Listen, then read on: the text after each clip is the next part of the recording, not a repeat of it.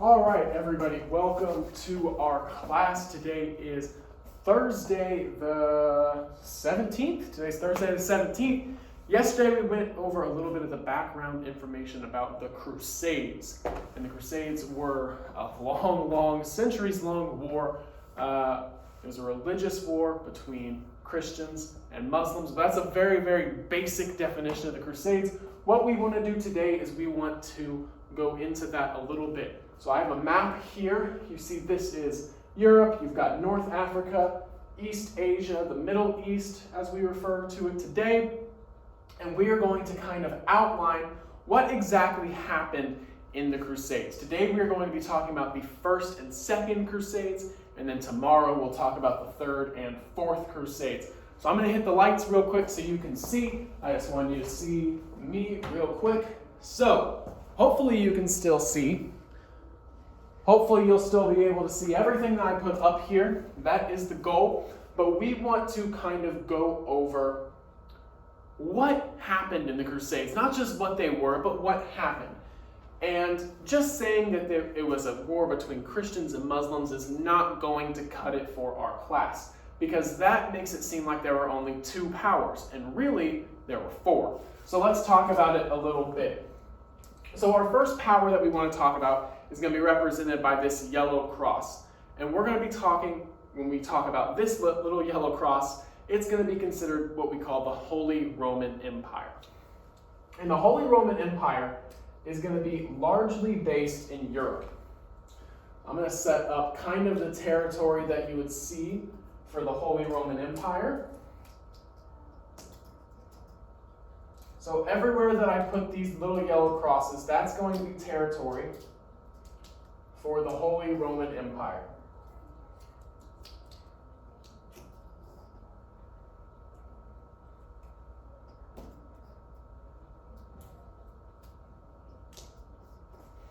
So normally if we were in class, if we were actually going to be able to see each other, which hopefully we will get to do very soon, if we were actually in class, I would have each of you guys as a character in this, and we'd act it out, we'd walk around the room. Unfortunately, you're all at home, which makes that a little bit more difficult, but we are going to make the most of it. So here you can see this is the territory for the Holy Roman Empire, which in about 1059 CE, and you don't need to know this, maybe 1054 CE, it's going to split into two, and you're going to have what's called the Holy Roman Empire and the Byzantine Empire.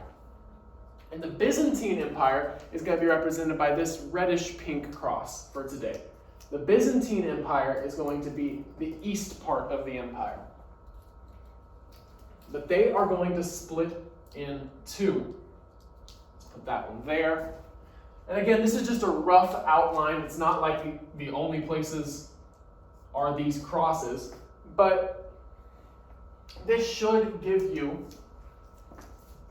a good grasp of where everything was. So you have the Holy Roman Empire here in yellow, you have the Byzantine Empire here in red. So already we took that one empire that we talked about, which was just the Christians, and we split it in two because it was split in two. Now let's talk about the other empire. So our Muslim empire is going to be represented by these blue squares. So the Muslims are going to really set up around northern Africa and the Middle East during this time. That's where we are going to see the Muslim empire.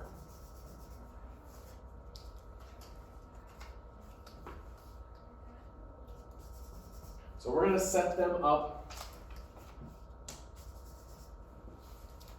right around here.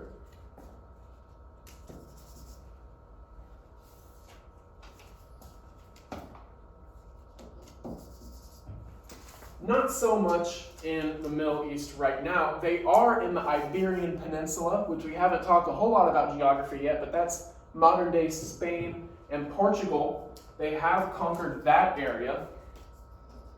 Oops.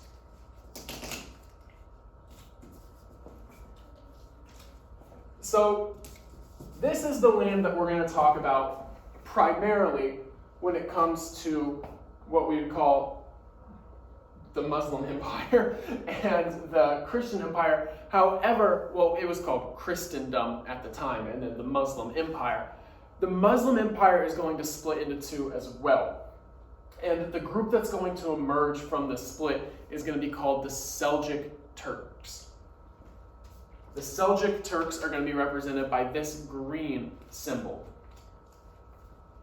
And they are going to set up a little bit east of the Muslim Empire. In the Middle East. So they're going to set up all around this area. Really, everything over here.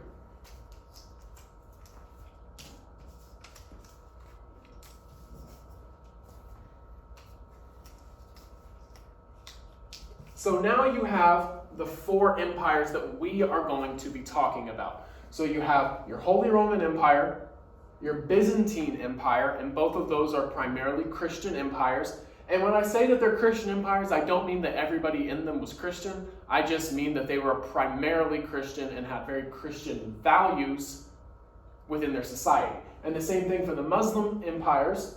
You have the Seljuk Turks and then the Muslim Empire. Those are going to not be exclusively Muslim, but they have Muslim morals within their society or within their government. So now we need to talk a little bit about some important cities. So our first important city that we need to talk about is going to be in this area right here. As you can see, this area is pretty much empty.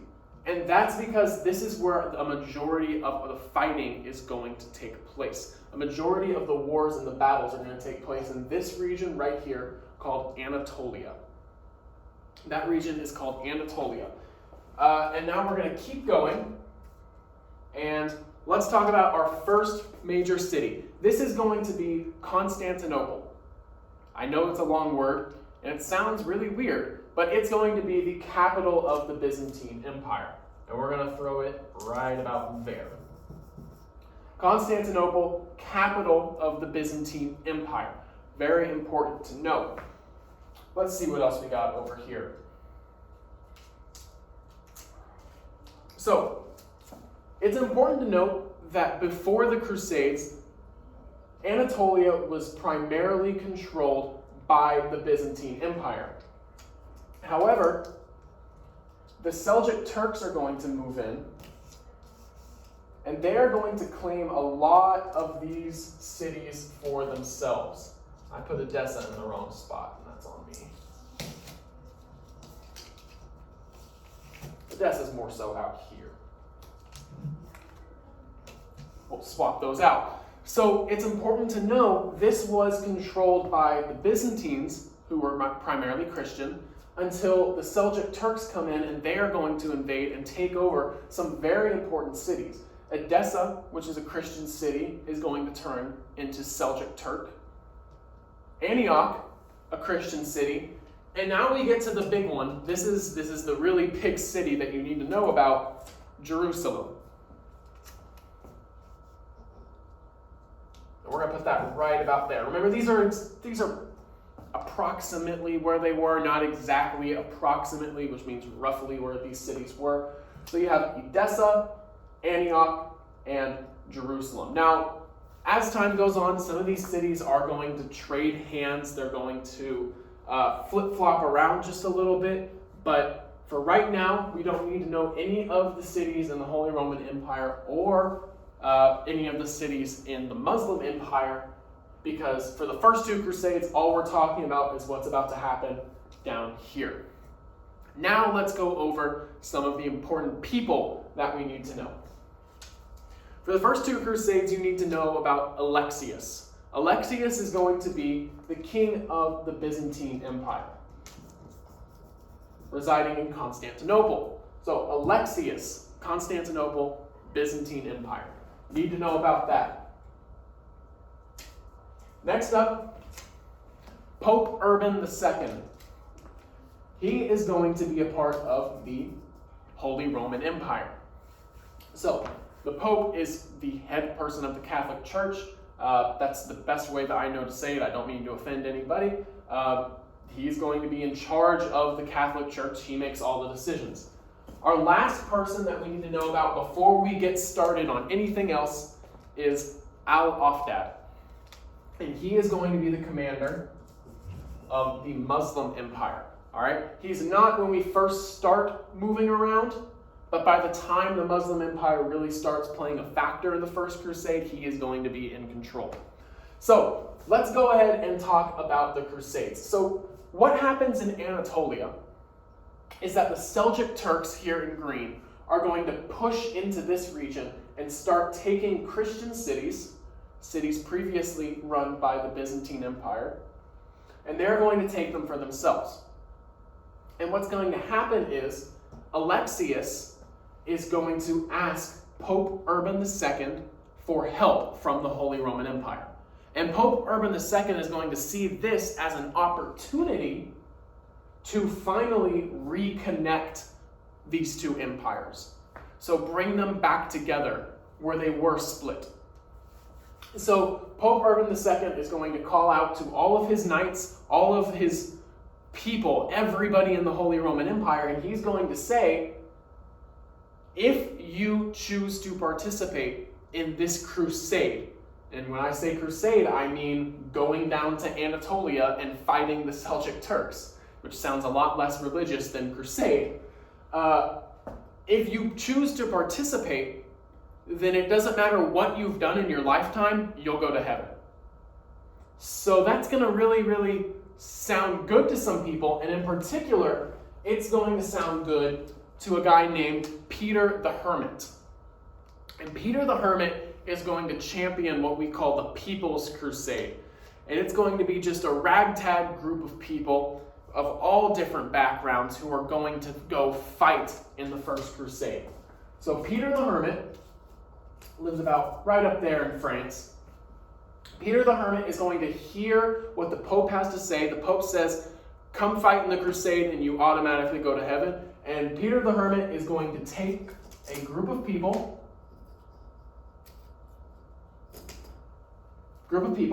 and he's going to march them all the way through here, through the Byzantine Empire, and into Constantinople to help.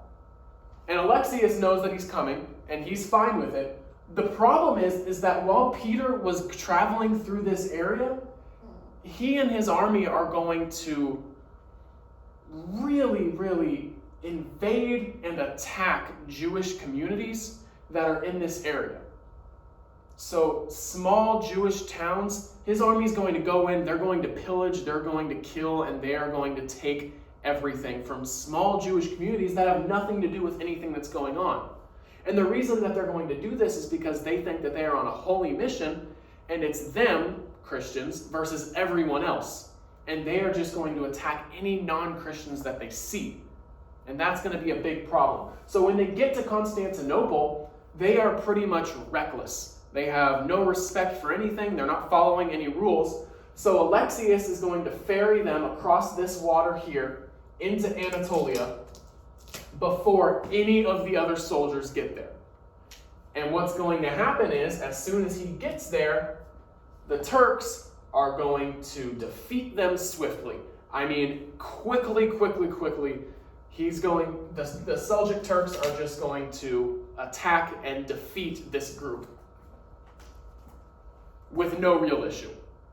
So that's going to be a big problem.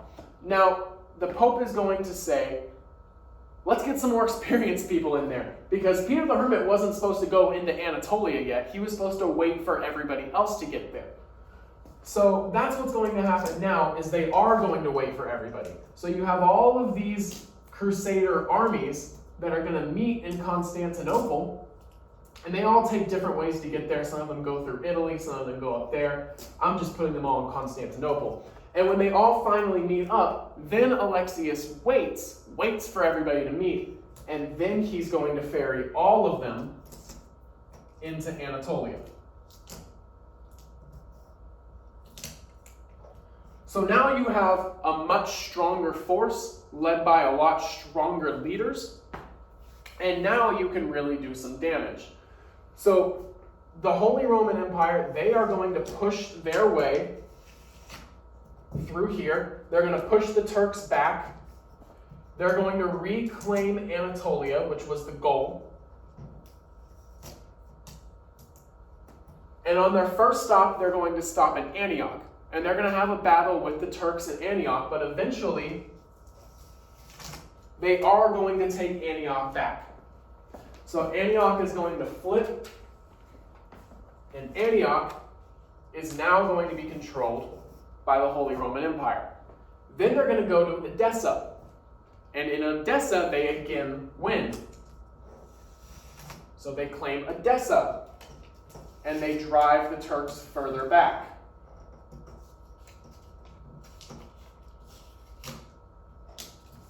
So now that is about what we have to look at. Let me grab Edessa from over here.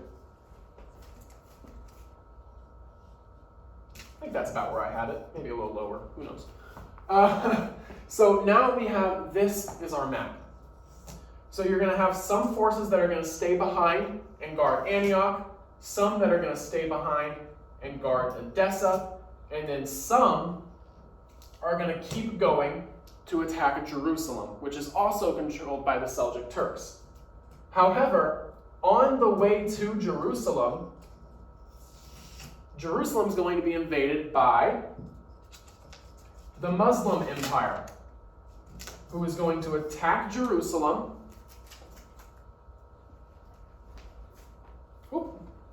And now Jerusalem is in the hands of pretty much nobody, but it is in the hands primarily of the Muslim Empire. And I thought I had a little blue piece that said Jerusalem. Apparently I don't, but you should know that right now Jerusalem is controlled by the Muslim Empire, not the Seljuk Turks. And the Christians were supposed to be coming in to fight the Seljuk Turks, not to fight the Muslim Empire. So the Muslim Empire is going to reach out to the Holy Roman Empire, and they are going to say, let's form an alliance against the Turks, which would have worked, except the Holy Roman Empire only wanted Jerusalem. So they didn't want to form an alliance with somebody who already had Jerusalem, because they fully intended to invade. And that's exactly what's going to happen. They are going to invade, and they are going to conquer Jerusalem. So now, the Holy Roman Empire, the Western Roman Empire, if you want to call it that, and then the Byzantines were the Eastern Roman Empire, has conquered Edessa, Antioch, and Jerusalem. And in victory, they leave a couple behind, and they go home. That is pretty much going to mark the end of the First Crusade. So the First Crusade, you're going to have Holy Roman Empire is going to help out the Byzantine Empire, come down here, reclaim land that the Byzantines owned, and set up these Christian states within the Seljuk Turks. The problem that we are going to have here is that they weren't supposed to keep this land for themselves. They were supposed to give it back to Alexius. And that's just not going to happen. So you have this situation where you agreed to do something, and now you've kind of gone back on it. Now you don't have his full support anymore. You have partial support, but you do not have full support anymore. So what's going to happen is, in the Second Crusade, so we've marked the end of the First Crusade, we're heading into the Second Crusade. No more reinforcements are coming from Constantinople. The Seljuk Turks are going to invade Edessa, and they are going to invade Antioch. And in the end, they're going to be successful. So they are going to invade, and they are going to take over.